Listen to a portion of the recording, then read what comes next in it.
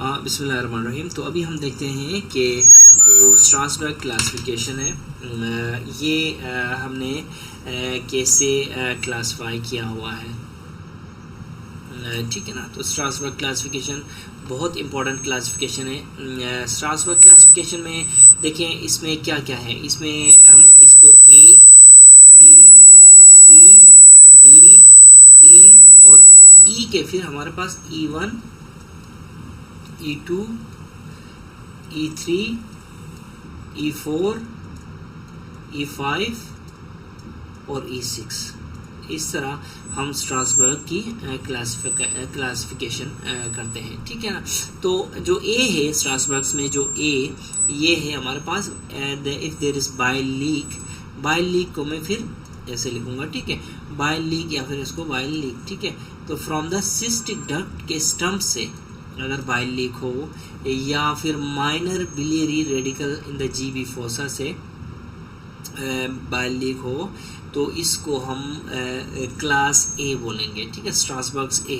ये देखें यहाँ पे ये आपकी जो सिस्टिक डक्ट है इसमें से ये लीक हो रहा है, ठीक है। तो दिस इज क्लास ए, ठीक है ना, पहली बात याद रखें। उसके बाद आ जाएं कहाँ पे आएंगे, बी में ओक्लूडिड। इसका जो है ना इसका जो निमोनिक है मैंने लुल रखा हुआ, लुल एल से, ये देखें निमोनिक क्या है, एल से लीक, ये देखें लीक, और ओ से ओक्लूडिड, एल से अगेन लीक और एल से अगेन लीक, ठीक है ना। तो ओ में सेकंड में ओक्लूडिड है ओ से, ठीक है।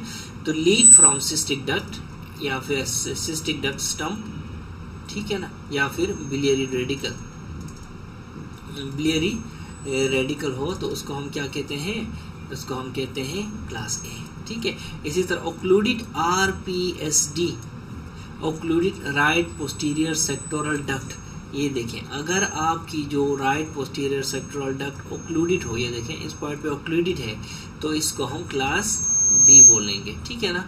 इसी तरह थर्ड जो है bile leak from divided right posterior sectoral duct, ठीक है, ये इसमें ओक्लूडिड RPSD, लीक फ्रॉम RPSD, इस तरह याद रखें, ठीक है। तो दूसरा और तीसरा, ठीक है, ये जो है RPSD के बारे में है, ठीक है ना। तो ये देखें ये डिवाइड करने के बाद इसमें से लीक हो रहा हो, एक तो ये ओक्लूडिड है, दूसरा ये कि ये ना डिवाइड करने के बाद इसमें से लीक हो रहा है, वो उसको हम टाइप सी बोलेंगे, ठीक है। इसी तरह leak from main bile duct, ठीक है ना, विदाउट टिश्यू लॉस, ये देखें अगर मेन बाइल डक्ट से, ये देखें ये this is main bile duct, ठीक है ना, मेन बाइल डक्ट से अगर आपका लूज हो रहा है जो बाइल है तो वो क्या है, टाइप डी है। अब ई क्या है, देखें ई जो है, ठीक है ना, अब ई को हमने डिफरेंट उसमें क्लासिफाई किया हुआ है, ठीक है, ई को हमने डिफरेंट उसमें क्लासिफाई किया हुआ है। अब उसमें E1 जो है, ठीक है ना, E1 transacted main bile duct है, ठीक है ना, with a structure greater than 2 centimetre, ठीक है ना, क्या है, transected main bile duct with a structure greater than 2 centimetre. E2 जो है transected main bile duct with structure less than 2 centimetre from the hilus, ठीक है।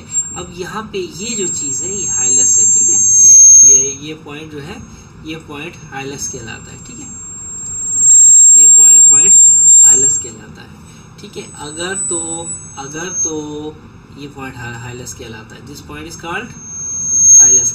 अगर E1 जो है, अगर यहाँ से स्ट्रक्चर है कोई जो कि हाइलस से 2 सेंटीमीटर से ज़्यादा है, ग्रेटर देन 2 सेंटीमीटर, उसको हम E1 कहते हैं, ठीक है ना, E1 कहेंगे, ठीक है। अब नीचे है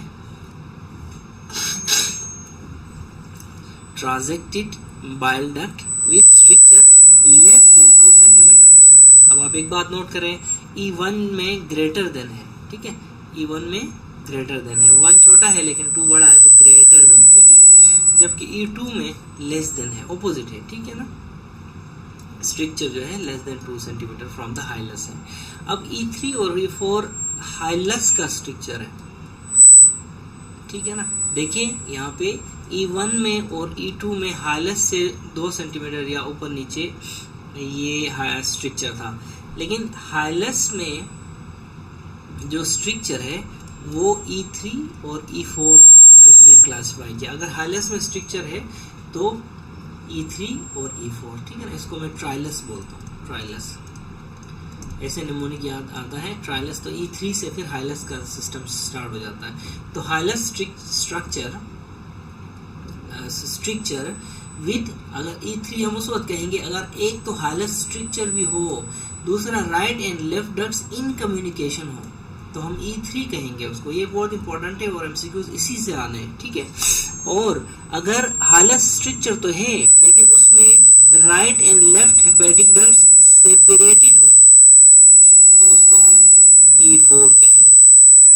बहुत इंपॉर्टेंट, E3 और E4 are related to hilus structure, ठीक है। हाईलेस्ट स्ट्रक्चर अगर तो कम्युनिकेटेड है, 3 क्या है, इज C, 3C, ठीक है ना। Communication, C for communication, 3 for E3। अगर कम्युनिकेटेड है कौन, right and left duct structure के साथ साथ, तो हम उसको E3 बोलेंगे। अगर सेपरेशन है किसकी, राइट एंड लेफ्ट डक्ट की, और उधर स्ट्रक्चर भी मौजूद है, तो हम उसको E4 कहेंगे, ठीक है ना। तो वेरी इंपॉर्टेंट, ठीक है। उसके बाद हमारे पास आता है E5, structure involving right aberrant sectoral duct, ठीक है। राइट पोस्टीरियर सेक्टोरल डक्ट अगर स्ट्रक्चर है ना उसमें, और मेन बाइल डक्ट में भी, ठीक है, दोनों।